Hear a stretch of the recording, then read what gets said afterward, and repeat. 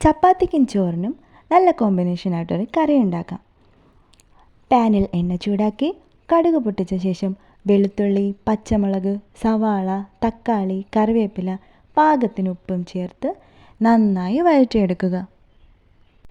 തക്കാളി നന്നായി വെന്തുടഞ്ഞ് വരുമ്പോഴേക്കും നീളത്തിൽ അരിഞ്ഞു വെച്ച വഴുതനങ്ങയും ചേർത്തിളക്കാം. ഇനി ഇതിലേക്ക് പൊടികൾ ചേർക്കാം.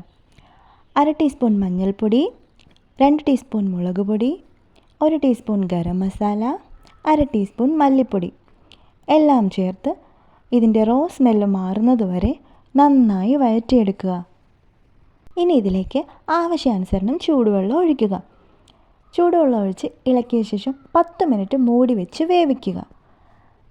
ഇതിലേക്കിനി നന്നായി പഴുത്ത ഒരു തക്കാളി ചോപ്പ് ചെയ്തതും 1/2 ടീസ്പൂൺ കുരുമുളക് പൊടിയും ചേർത്ത് 15 മിനിറ്റോളം മൂടി വെച്ച് വേവിച്ചെടുക്കണം.